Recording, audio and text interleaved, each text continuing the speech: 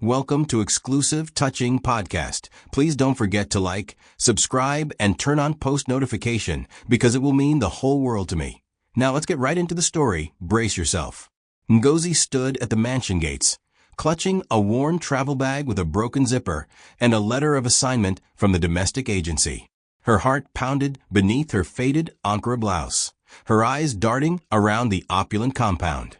Everything screamed wealth, polished marble floors, golden chandeliers peeking through the tall windows, and guards in neatly pressed uniforms. She, a 23-year-old girl from Nsukka, felt like a stain in a spotless room. As the gates creaked open, a cold-faced steward waved her in with a scoff. "The new maid? Go around to the back. We don't use the front for people like you." Humiliation began before she stepped foot inside. The house loomed like a beast waiting to swallow her, and she whispered to herself, "Just survive. Don't cry." Chisholm Nwachukwu watched from her upstairs window, her manicured fingers curled around a wine glass. Her lips twisted into a cruel smirk as she saw the new help arrive.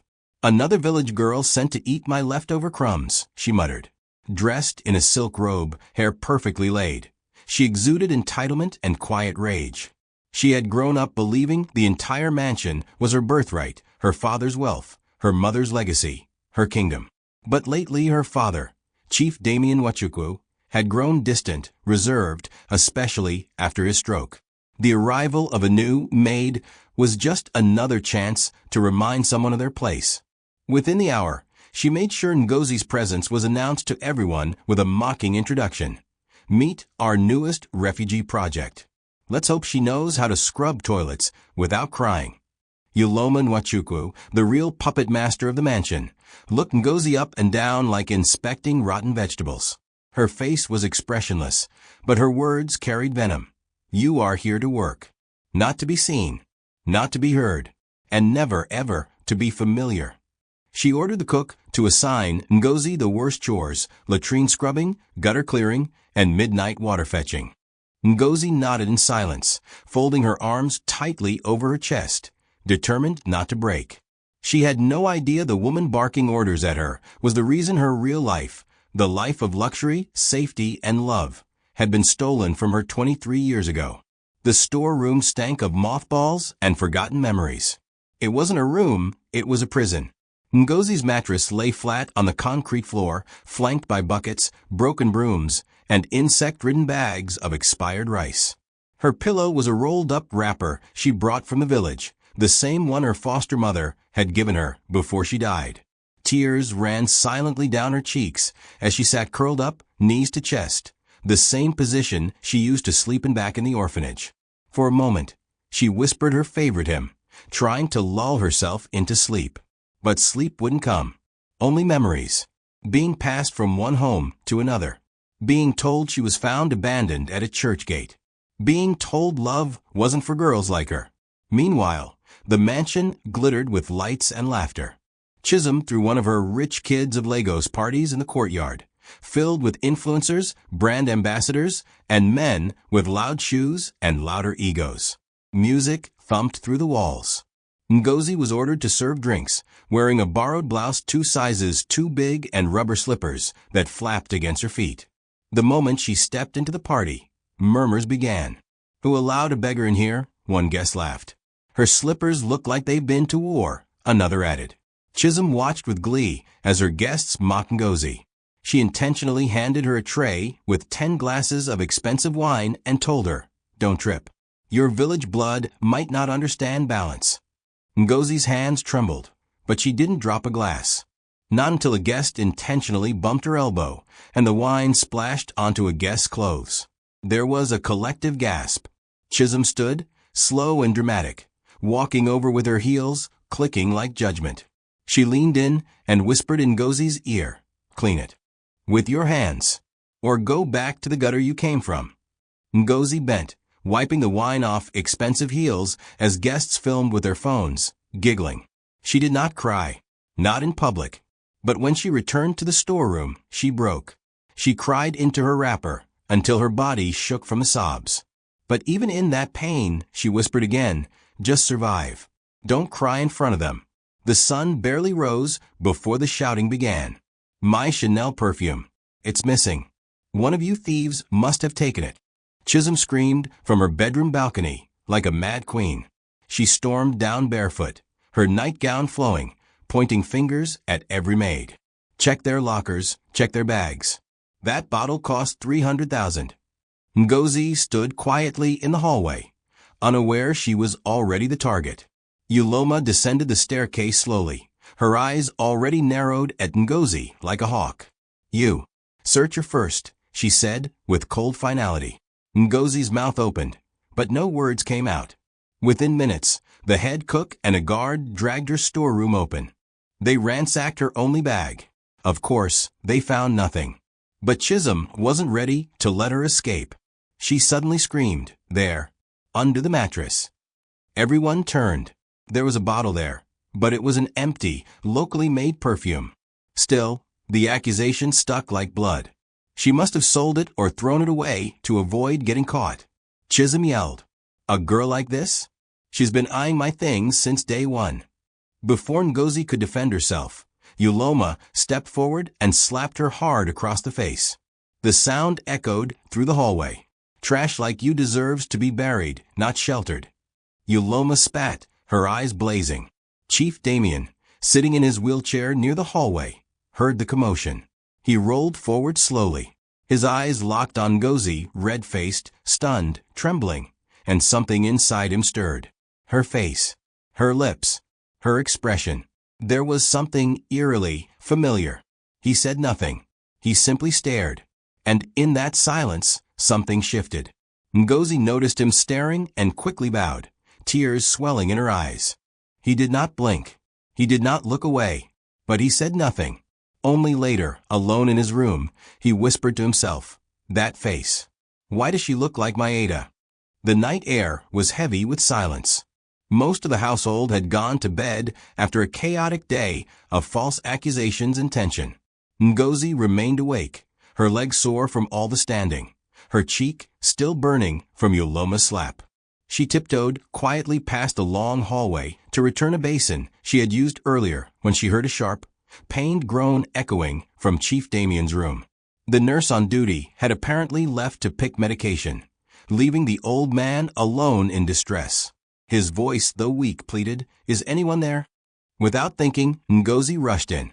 She found him half-slumped from his wheelchair, sweat pouring down his face, breathing heavily, struggling to control his shaking limbs. "Papa." "Easy," she whispered instinctively, the word "Papa" escaping before she realized it. She knelt, wiped his forehead with her wrapper, and supported his head. She didn't even know why she sang next, but a lullaby from her childhood escaped her lips, soft and trembling. "Chukwu gozi gi, Nwa m oma." Chief Damien froze, his labored breath halting midway. That lullaby, it wasn't just familiar, it was sacred. His late wife Fadiz used to sing that exact same lullaby, word for word, voice for voice, whenever their baby cried. It was a song he hadn't heard in over 2 decades. His heart beat louder than ever before, thudding with recognition.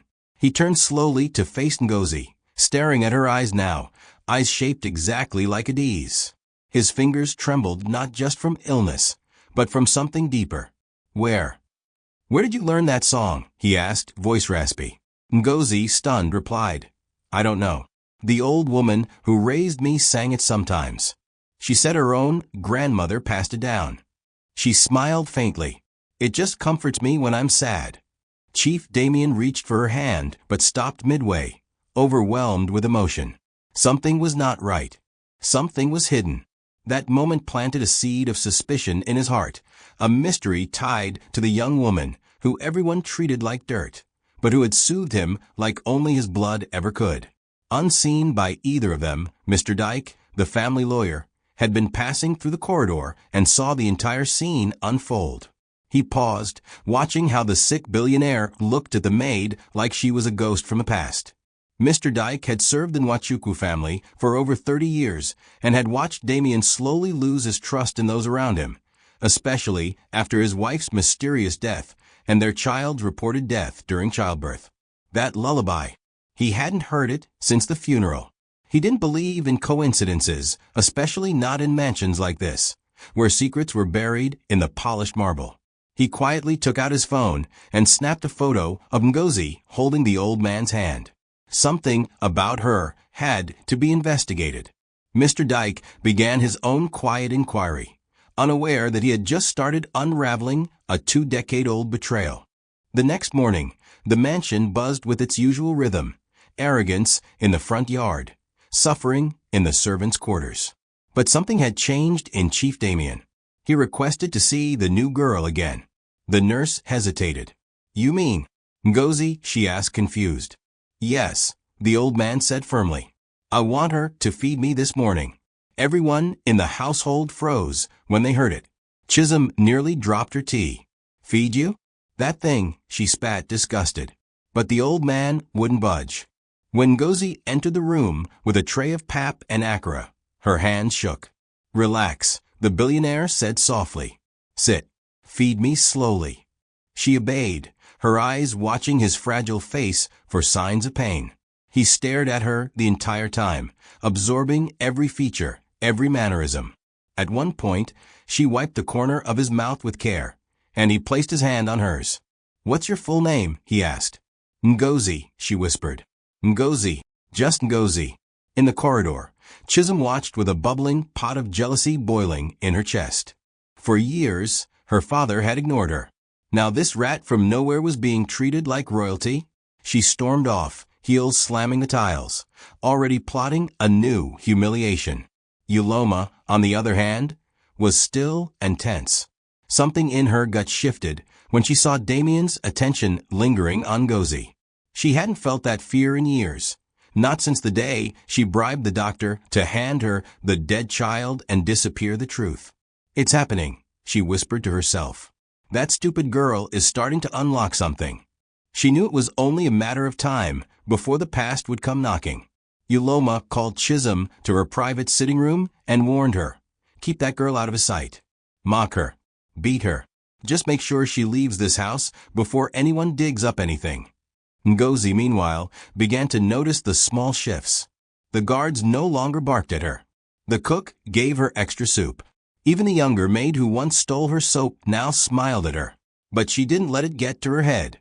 In her heart, she still felt like a nobody, just a poor girl lucky to be seen. Yet something else had begun to awaken in her: peace. Not because of the attention, but because for once in her life, someone had looked at her like she mattered. She continued doing her work silently, carefully, even cleaning Chief Damien's old bookshelf, where dust coated old files, family albums, and torn letters. She didn't yet know that one of those letters, yellowed and hidden behind a book, would soon open the door to her destiny. It started with an innocent mistake. Ngozi was asked to serve Chisholm's breakfast in bed, a job no one liked because Chisholm's moods were unpredictable. Ngozi, tired from a sleepless night attending to the old man, mistakenly served lukewarm tea instead of piping hot. Chisholm tasted it and spat it across the tray. "Are you trying to poison me? Do you think I'm a pig from your bush village?" she shouted. Ngozi tried to apologize, tears in her eyes, but it wasn't enough. In blind rage, Chisholm grabbed the electric kettle and, without warning, poured steaming hot water directly onto Ngozi's bare leg. The scream that followed was loud enough to stop everything in the mansion. Ngozi dropped to the floor, clutching her thigh, as the skin reddened instantly. Other maids rushed in, some gasping in horror, others watching in silence. But no one dared confront Chisholm. For the first time in months, Chief Damien rolled himself out in his wheelchair faster than anyone had seen. He burst into the hallway, eyes wild, voice like thunder. What happened? The silence was deadly. No one moved, until one maid muttered. She poured hot water on the new girl. Sir Damien's eyes found Ngozi on the ground, crying, legs steaming, flesh blistering. "Get me my lawyer," he roared. Chisholm flinched. The staff panicked. Yuloma rushed in, trying to manage the situation, but Damien didn't want excuses. "Call the doctor. Call the police. Call everybody. This girl is not a slave," he shouted. He wheeled over to Ngozi and held her hand, his voice softening. "I'm sorry," he whispered to her, almost like a father, not just a master. "You didn't deserve this." Mr. Dyke arrived an hour later, having been called urgently. The moment he saw Ngozi's burnt leg and Damien's rage, he knew things were escalating quickly. He helped file a private medical report and called a discreet investigator to begin digging through hospital records from 23 years ago. He remembered something odd from back then, how Yoloma suddenly had a baby in her arms after Chief Damien's wife supposedly lost hers. Something didn't add up. Meanwhile, Ngozi lay in the clinic room with her leg bandaged, unable to move. Yet even in pain, she whispered to the nurse, "Please don't fire me. I need this job." The nurse looked at her with pity and said, "My dear, I don't think you even know who you really are." The rain that night poured like judgment from the heavens. Ngozi, unable to sleep due to the pain from her scalded leg, asked to rest inside the old library room instead of the suffocating store. The nurse, touched by pity, allowed her. Alone in the quiet room, Ngozi looked around the dusty shelves stacked with aging books and unopened files, some eaten at the corners by termites. Her eyes caught a faded brown envelope squeezed between two thick law textbooks titled The State Inheritance Structures in Nigeria and The Will of Legacy. Out of idle curiosity and boredom, she pulled the envelope out and opened it. Inside was a partially torn letter written in delicate, cursive handwriting. The ink had smudged with age, but the salutation was clear. "My darling Damien, if anything happens to me, promise me you will never give up looking for our baby." Ngozi froze. She read the lines again. Her fingers trembled. The letter spoke of fear. It mentioned Yoloma. It warned of a nurse who was loyal to her over me, and a doctor who had grown too quiet. The letter ended abruptly at the bottom, as if it had been torn away before the final secret could be spilled. Ngozi's breathing grew shallow. She felt something stir inside her, something painful and familiar. She didn't know why, but tears filled her eyes as she folded the letter back, gently and with reverence, like it was a holy scroll. She tucked it into the sleeve of her wrapper and planned to return it the next morning. She had no idea that her discovery would mark the beginning of her rebirth. Elsewhere, Mr. Dyke arrived at the mansion late that night after receiving an urgent message from Damien. He found the old man staring at Ngozi's photo from his CCTV recording earlier that week, the moment she sang the lullaby. "There's something about her, Dyke," Damien said, his voice faint. "The way she looks. The way she held my hand. It's not pity, it's love. Not romantic. Blood love." Mr. Dyke nodded slowly. "Sir, I think we both know something was buried 23 years ago. But the ground is cracking now." Damien reached into a locked drawer and pulled out an old photo. A baby girl in the arms of his late wife, wrapped in a pink shawl with the name Ngozi faintly embroidered. "She was never named officially," Damien said. "But Adiz had always wanted that name. She said it meant grace. I never got to use it."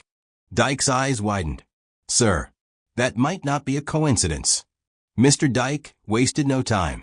The next morning, he drove 2 hours outside Lagos to an isolated, aging clinic where Dr. Amos, the retired obstetrician who handled Adiz's delivery, was spending his final days.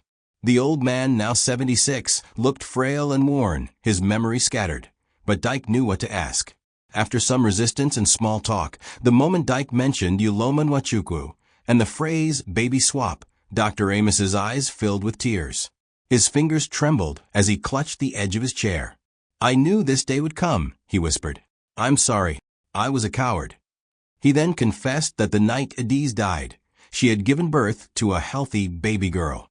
But hours later, Yoloma arrived at the hospital carrying her dead baby, wailing and demanding help. She offered him a bribe, 10 million, and a promise of a better clinic abroad. In exchange, he switched the babies and told Damien that his child was dead. Mr. Dyke was too stunned to speak. "So the baby, Adiz's baby, is alive?" he asked, voice low. Dr. Amos nodded. "She was taken to the east, to an orphanage near Nsukka, under a false name. I don't know what happened after that. Yoloma didn't let me follow it, but I've lived in shame all these years." He handed Dyke a faded document, the birth report he had falsified, and a photograph of the 2 infants taken hours after delivery. Dyke grabbed the items, his heart racing. Everything now pointed toward Ngozi. "Do you remember what the real child was named?" Dyke asked. Dr. Amos gave a tired smile. The wife had already whispered her name to the nurse before dying. She said Ngozi. "Call her Ngozi." At that moment, Dyke knew there was no turning back. He had to tell the truth. Back at the mansion, Chief Damien stared out of his window as thunder cracked across the sky. His mind was spinning, unable to accept that the daughter he mourned had been alive this whole time and suffering under his roof. He recalled every moment Ngozi had comforted him, served him, fed him. "She even called me Papa," he whispered, wiping his eyes. Meanwhile, Chisholm laughed in the living room, posting on Instagram about her upcoming birthday bash. She was planning a $5 million celebration using estate funds and had no idea that her reign was crumbling beneath her feet. Yoloma, sensing a shift, paced in her room nervously, unaware that the past was now banging at her door with evidence and vengeance.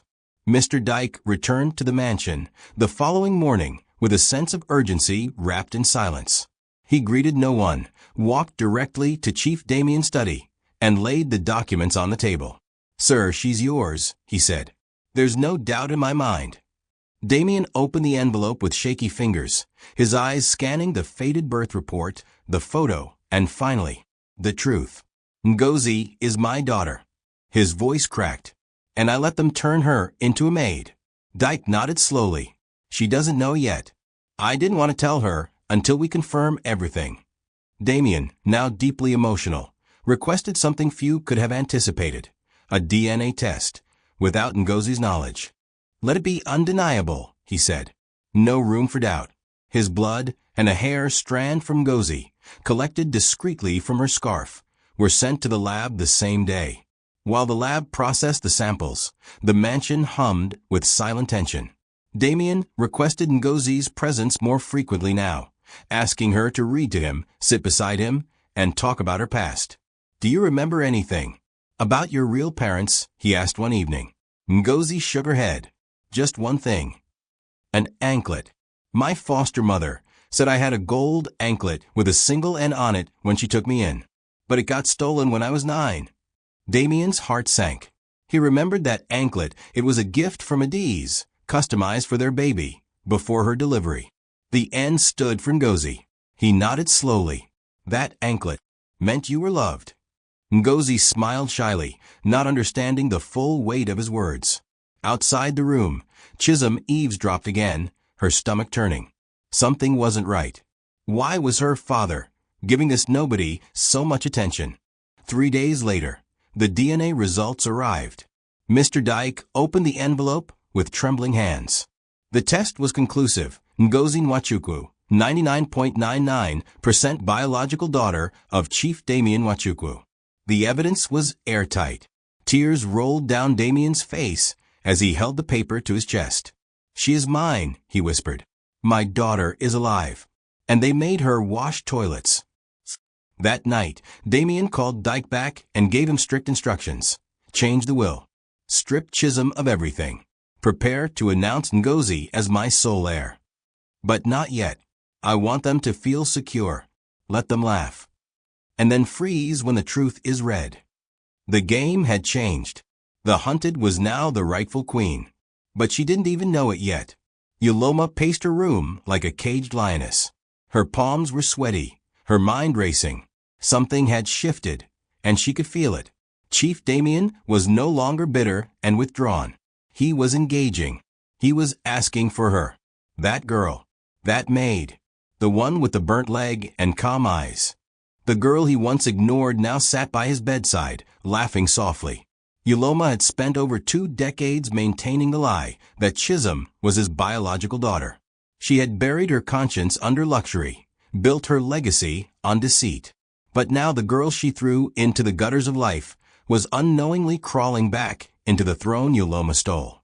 She summoned to contact a corrupt registrar to delay any updates to the will. "Buy me time," she hissed into the phone, "before that bastard lawyer changes everything."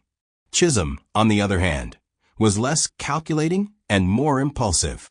That evening, she barged into Ngozi's storeroom unannounced, her perfume thick in the air, her high heels stabbing the floor like threats. "So you think you're smart, eh?" she snarled. Ngozi looked up from folding her wrapper, startled. "What did I do?" she asked calmly. Chisholm advanced like a storm. "You're crawling into my father's heart like a rat. What did you tell him? That I burned you on purpose? That I slapped you?" She didn't wait for answers. She slapped Ngozi again, this time not in secret, but in front of the junior maid who screamed and ran to alert others. "I will finish you before you disgrace me in this house." Chisholm spat. "I swear on my designer heels." Ngozi sat on the floor, cheek stinging, heart thudding. Not because of the slap, but because she finally felt the fear behind it. Chisholm wasn't attacking out of strength. She was crumbling. Something was changing, and Chisholm knew it. For the first time, Ngozi felt powerful. Not because she had anything, but because her quiet presence was shaking the foundation of this mansion built on lies. Later that night, as she knelt beside Chief Damien reading aloud from a poetry book, he stopped her mid-sentence. "Ngozi, do you believe in destiny?" he asked. She looked at him and nodded. "Yes. But I believe it can be stolen too. That's why I fight every day to survive." Chief Damien turned his face away, hiding the tears that welled in his eyes. "Then maybe it's time your destiny was returned." The next morning, the mansion bustled with unfamiliar energy. Staff whispered. The chef added more spice to the ogbono soup. The guards stood straighter. Something was in the air. Mr. Dyke arrived dressed in black with a leather briefcase and walked directly into the private study. There, Chief Damien, frail but alert, handed him a document titled Last Will and Testament. "Tear it," the old man said. "It was written based on lies." Mr. Dyke didn't blink. He took the paper, tore it into two, and brought out a new sheet. "Say the word." Sir Damien dictated each line slowly. "I, Chief Damien Obinna Nwachukwu, hereby name Ngozi Nwachukwu, my biological daughter, as the sole heir to all estates, shares, assets, and properties." The pen scratched paper like a sword on flesh. When they finished, Damien exhaled like a burden had been lifted. "Let the demons dance now. They'll soon fall." Meanwhile, Mr. Dyke began a quiet background check on Chisholm. He contacted a discreet genealogist who ran blood tests on strands of her hair taken from her bathroom brush. 2 days later, the results came in. Chisholm is not biologically related to Chief Damien. She is Yuloma's daughter. The bomb was real, and it was ticking.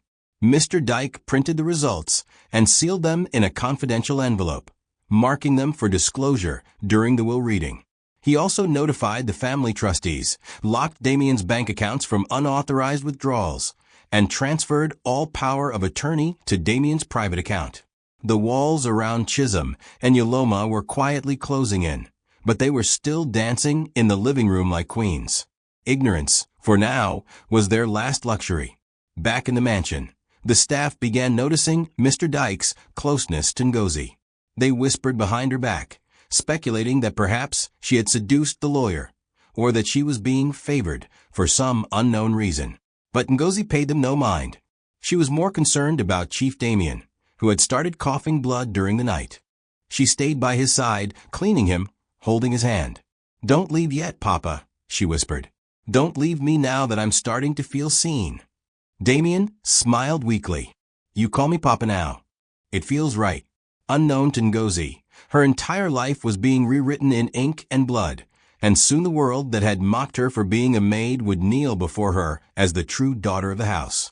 It was after midnight when the knock came, 3 sharp raps on the storeroom door. Ngozi, startled, sat up from her thin mattress. Yuloma entered in a flowing red wrapper, her gold earrings glinting under the lantern light. Her smile was tight, almost unnatural. "Ngozi," she said sweetly, "let's talk woman to woman." The girl remained silent. Yuloma sat on the plastic chair and crossed her legs, eyes scanning the room like it disgusted her. "You're smart. I can see that. Smarter than most of the village girls that pass through here. That's why I'm here to give you advice. And a warning." She leaned in. "Leave this house. Go back to the village. Start a business. I'll give you money. Enough to never work again. But leave before you hear something that will ruin you." Ngozi's heart pounded. "What are you talking about?" she asked. Uloma stood. Her smile was gone. "You are digging into things that don't concern you. You're crawling into places you don't belong. I don't care what lullaby you sing or what face you carry. This house belongs to us. I made it so." Her voice was colder now. "You don't know the people you're dealing with. I have buried truths that can't be unearthed. You're a foolish girl who doesn't know when she's about to be crushed. Go, before this place swallows you whole." With that, she stormed out, leaving a cloud of expensive perfume and poison in the air. Ngozi sat frozen, tears brimming in her eyes, not out of fear, but fury. Fury that someone would offer her money to forget herself. For the first time in her life, she clenched her fists and whispered, "I'm not leaving, even if it kills me." The next morning, Chisholm walked past Ngozi in the hallway and bumped her shoulder deliberately. "You're still here," she scoffed. "Don't worry. Soon you'll leave through the back gate, escorted by police." She flipped her braids and walked away.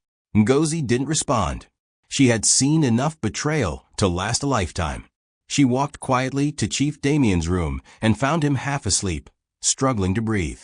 She knelt by his bed and whispered, "Papa, they warned me to leave, but I'm not going anywhere." The old man opened his eyes and smiled faintly. "Then you're stronger than they ever imagined. My daughter." That evening, as Ngozi bathed him and read him psalms, Mr. Dyke was upstairs with the notary, finalizing everything. A storm was coming, and when it broke, it would not just rain, it would flood. The morning began with eerie stillness. No birds chirped. No staff quarreled. No gate creaked open. Even the usual soft gospel playing from the gardener's radio was missing. Ngozi had woken up earlier than usual, burdened by an unexplainable tightness in her chest. Her footsteps echoed on the cold tiles as she walked to Chief Damien's room with a bowl of warm pap and blended okra soup. When she pushed the door open, she sensed it instantly, an unsettling silence, the kind that doesn't belong in rooms where life still lingers. He lay peacefully on the bed, the Bible open beside him, his hands resting over his chest as if he'd been in prayer. She called his name once, then again. Her voice broke on the third attempt. When she touched his hand, it was cold, ice cold. "Papa," she whispered, voice cracking like glass. Her world tilted. "Papa, please." Ngozi's cries pierced the mansion like a blade. Staff came rushing in, then Chisholm, and finally Uloma, who stood in the doorway, lips parted, stunned. The doctor confirmed what Ngozi already knew. Chief Damien Nwachukwu had passed away in his sleep during the night. It wasn't just the death of a man, it was the shattering of a pillar that held the house together. Chisholm collapsed dramatically, screaming, "Daddy, Daddy," as if rehearsing for a scene she never rehearsed with her heart. Uloma pulled her close, whispering through clenched teeth, "We must act fast." Mr. Dyke arrived within the hour and closed the door to the room where the body lay. He nodded at Ngozi with quiet sorrow, squeezing her hand. "He left everything in order," he said softly. "You're not alone." While the entire mansion buzzed with activity, calls being made to business partners, staff preparing condolence letters, relatives arriving with crocodile tears, Ngozi locked herself in her storeroom and wept like a daughter who had just lost the only father figure she ever knew. Her body shook violently, not just from grief, but from guilt. She had just started to feel accepted, seen, held. She had called him Papa with her whole heart, and now he was gone. In the same breath, she feared what would come next. Would Uloma and Chisholm chase her away now that he wasn't here to protect her? Would the truth die with him? Would the will even be respected? She didn't know yet that her life was about to change forever, and the storm she feared had already been written. Within 3 days, the mansion turned into a spectacle of mourning and manipulation. Journalists lined the gates, desperate to snap photos of a late chief's grieving daughter, Chisholm, who basked in the attention. She wore all-white chiffon gowns, flowing like royalty, her makeup perfectly smudged to create the illusion of tears. She gave speeches in front of reporters, fabricated stories about her childhood with her father, and paraded through the mansion like a queen ascending her throne. Ngozi, meanwhile, was nowhere to be seen. Yuloma had instructed that she not be allowed near the parlor when guests arrived. Let her stay in the kitchen or wherever she crawled from, Yuloma sneered. No one wants to see the help. Family members arrived from all over the country, many of whom hadn't seen Damien in years. They came not out of love, but out of greed. Cousins, uncles, in-laws, everyone hoping to secure a slice of the late billionaire's estate. During the night before the will reading, Chisholm and Yuloma hosted a quiet meeting in the garden, boasting to certain relatives about how she'll handle the inheritance. Don't worry, Chisholm smiled smugly, sipping wine. Everything is already in my name. The house, the businesses, the cars. Daddy made it clear before he passed. The guests nodded and whispered among themselves, some already discussing potential property sell-offs. Yuloma, behind her calm facade, was still nervous. Something about the lawyer's silence unsettled her. Mr. Dyke remained silent through it all. He stayed away from the crowd, keeping the sealed will inside his briefcase at all times. He only spoke to Ngozi once during the 3-day vigil. They met under the mango tree near the backyard, where Damien once liked to sit.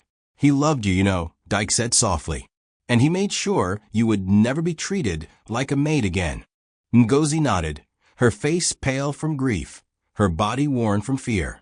Do I really have a right to all this? She asked, almost in a whisper. Dyke reached into his coat and handed her a photograph.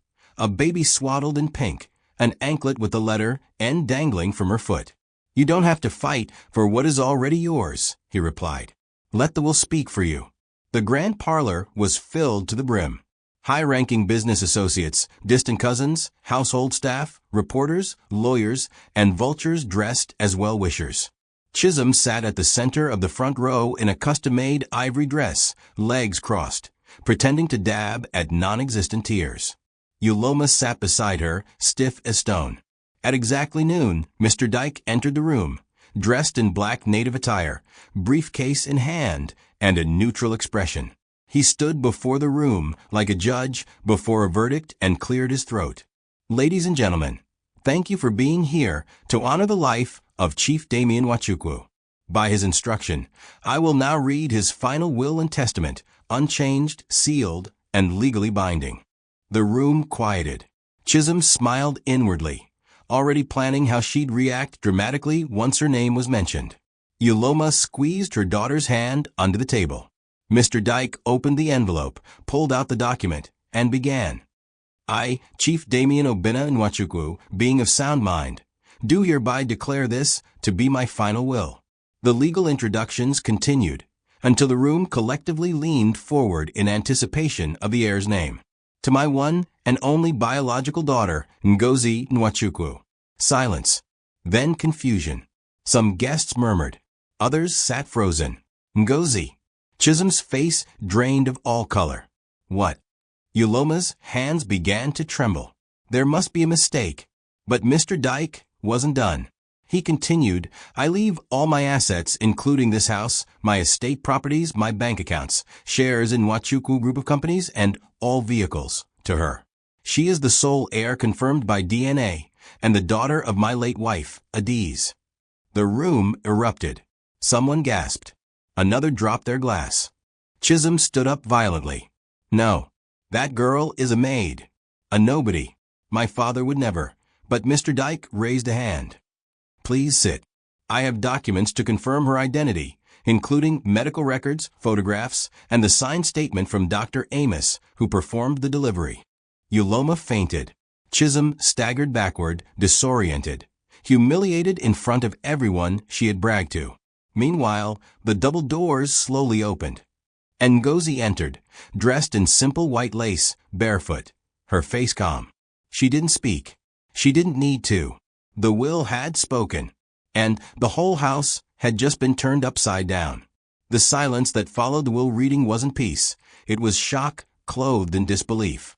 As Ngozi walked fully into the room, her bare feet echoing against the polished tiles, every eye turned to her like they were seeing a ghost.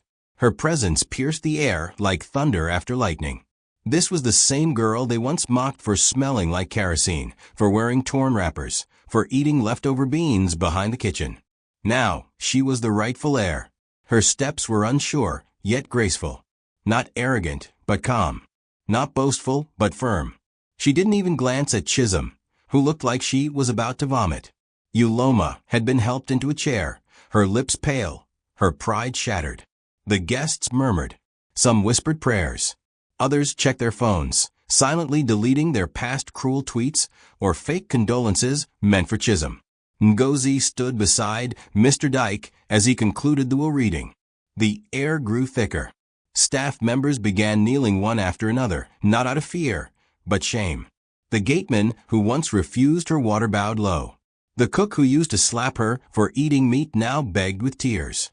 Even the same maid who laughed when Chisholm poured hot water on her came forward, head bowed. Ngozi looked at them all, her heart heavy. Not because she wanted revenge, but because she realized she had never needed to fight for dignity. It had always belonged to her. "I'm not here to punish anyone," she said softly, her voice steady. "But I will never forget." Chisholm screamed in the background. She bewitched him. This is a setup. She was born in the gutter. But no one believed her anymore. The truth had spoken. Blood had confirmed it. The lie had collapsed. Later that evening, Ngozi sat alone in Chief Damien's private suite, her father's room, now hers. She didn't touch anything. She just sat, staring at his photo on the bedside table. "You should have told me before you left," she whispered. "I would have called you Papa 100 more times." Tears slipped silently down her cheeks. The grandeur of the room meant nothing to her now. All she wanted was time, to mourn, to breathe, to accept that she had been wronged and now restored. But restoration didn't erase pain. It only gave it a name. For the first time in her life, Ngozi lay on a mattress that wasn't on the floor. She closed her eyes, and for once, she didn't sleep as a maid. She slept as a daughter reclaimed. The next morning, the compound buzzed with the news that spread like fire in Harmattan. The maid is the heiress. Staff whispered it. Neighbors confirmed it. Market women gossiped about it while frying akara. Social media exploded with videos from the will reading. Someone had secretly recorded the moment Ngozi's name was announced and uploaded it with a caption, "The maid who owned the mansion." It trended for hours. But inside the mansion, things were darker. Uloma sat in her room, surrounded by silence. Her hands trembled as she picked up her phone to make calls. None were answered. Her political friends didn't want to be associated with her scandal. The doctor who once protected her was now in hiding. Her empire built on deceit was crumbling, and for the first time, Uloma felt something she hadn't in years, fear. But the final blow came when police sirens echoed through the compound gate. 2 black Hilux vans arrived with officers and detectives. Mr. Dyke led them to the sitting room, where Ngozi sat quietly. Uloma was dragged down the stairs screaming, "This is madness. I'm the woman of this house. I raised Chisholm as a princess." The officer showed her the arrest warrant. "You are under arrest for medical fraud, conspiracy to commit identity theft, and obstruction of legal inheritance." The guests who had stayed overnight came out of their rooms to witness the fall. Chisholm tried to stop them, but one officer held her back. "Madam, if you interfere, you may be charged as an accessory." Chisholm wailed, falling to her knees. "Mummy, please don't go. Please." But Uloma spat in her direction, saying, "This is what I get for raising another woman's daughter." Ngozi stood still, her arms folded across her chest, as Uloma passed by her in handcuffs. Their eyes met for the last time. Uloma sneered. "You think this is victory? You'll never truly belong. You're a maid. In your blood, in your walk, in your soul. Money won't wash that off." But Ngozi didn't flinch. She replied quietly, "If I'm a maid, then I rose from a place you could never survive. You're the one who lowered yourself by stealing a child's life." As Uloma was led out of the house, the staff stood in a line. None saluted her. None bowed. Even the guards turned their backs. That was the real funeral for her pride, her power, her false legacy. And Ngozi? She didn't celebrate. She simply walked back into the house, calm, knowing justice had only begun. With Uloma gone and Chisholm locked in her room for days, the house felt like a different world. clean, quiet, real. Ngozi walked the same corridors where she used to crawl with bruises on her knees.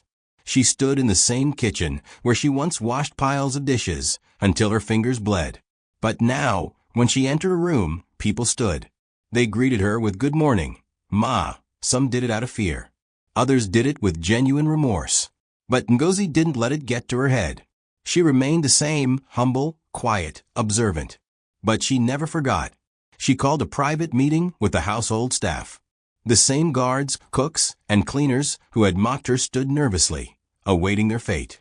But Ngozi didn't fire them. Instead, she said, I won't become the monster that raised me, but I won't forget who stood and who spat.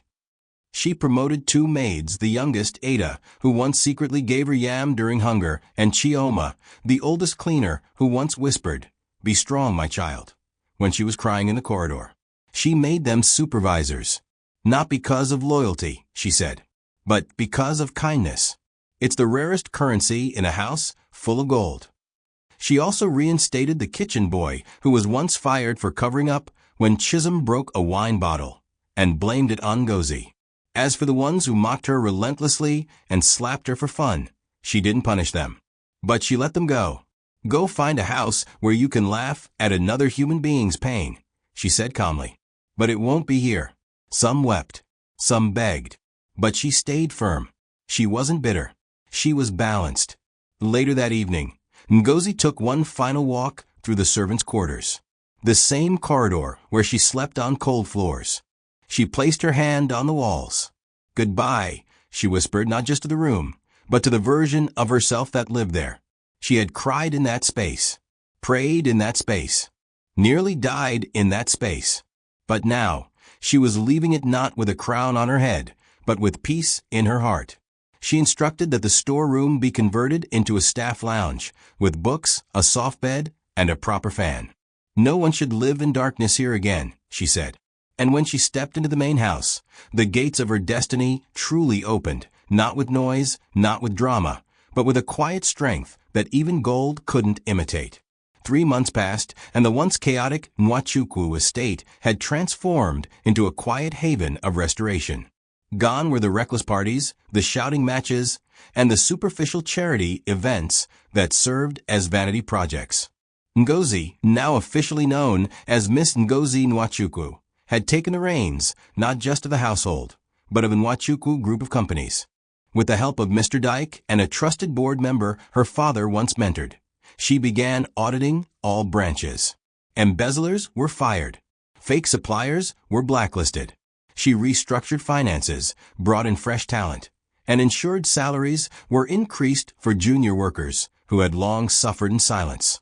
When shareholders doubted her capacity, she walked into the boardroom, dressed in a modest black suit, and said, You once laughed at me when I was scrubbing your tiles. Now, I'm here to clean up your ledgers. But beyond the empire, Ngozi began restoring what mattered most, dignity. She visited the orphanage that raised her, now falling apart due to lack of funding. She didn't announce herself. She simply asked for the matron who once gave her her first pair of sandals. The old woman, teary-eyed, hugged her tightly and whispered, I knew God didn't forget you. Within a week, Ngozi bought the land, built a new hostel, donated learning materials, and renamed it Adi's Grace Foundation, in honor of her late mother. Girls like her, abandoned, forgotten, now had a place where their dreams could survive. She also began funding scholarships for girls across Nsukka and Lagos. Not for press, not for clout, but because she knew what it felt like to scrub floors with a PhD dream in her heart. Chisholm, still bitter and hiding in her friend's house in Lekki, saw the headlines. Ngozi Nwachukwu builds multi-million naira shelter for abused domestic staff. Former Maid, now one of Nigeria's youngest female CEOs. She tore her phone apart. No one answered her calls anymore. Brands unfollowed her. Her fashion business collapsed. No one wanted to associate with a fraud's daughter. Meanwhile, Ngozi was invited to speak at women's events, not as a billionaire heiress, but as a woman who endured hell and still chose healing. One interviewer asked, If you could speak to Chisholm today, what would you say? Ngozi smiled and replied, Thank you for humiliating me. You pushed me into the arms of my real father. And you helped me find myself. That night, as she sat on her balcony alone, staring at the stars, she whispered, "Papa, I hope I've made you proud." The mansion had never looked so calm. No more screaming. No more false laughter. No more slammed doors. Just quiet strength. The workers now wore crisp uniforms, greeted one another with respect, and walked like they mattered, because they finally did. And at the entrance, where once stood a plaque that read Nwachukwu Family House, painters stood on ladders, fixing new lettering made of bronze. Slowly, the name came together, Ngozi Nwachukwu Villa. It wasn't just a name, it was a statement. That the girl who once scrubbed toilets, mopped vomit, and served food in rubber slippers, now owned every inch of the house that mocked her. Children from the neighborhood gathered to watch. Some whispered, "Isn't that the maid who?" And others replied, "No, that's the daughter of Chief Damien." Ngozi stepped out wearing a simple white lace gown, her natural hair packed into a neat bun, her feet in gold flats. No loud makeup, no entourage, just grace. Staff lined up at the door to greet her. Drivers, gardeners, cooks, the same ones who once shut the door in her face. But she didn't walk past them. She shook each hand, hugged some, and thanked them for staying. "Let this house be a home," she said. "No one will suffer here again under my watch." The new supervisor, Chioma, handed her a bouquet of lilies, her late mother's favorite flower. Ngozi placed them beside the framed photo of her mother and father now displayed in the grand hall. "This is your house again," she whispered. And as the sun began to set over the compound, Ngozi stood at the gate, watching the final touches being made. One curious child from the neighborhood walked up and asked, "Auntie, are you really the maid they said became the owner?" She looked down at the child, smiled, and knelt. "I was never just a maid," she said. "I was a daughter. And daughters don't stay forgotten forever." She stood, straightened her gown, and turned back toward the house. Not as a girl running errands, but as a woman who had walked through fire and come out with diamonds in her soul. And as the gates closed behind her, the world finally knew. The maid had risen. The throne had returned. Justice had spoken. And Ngozi had come home.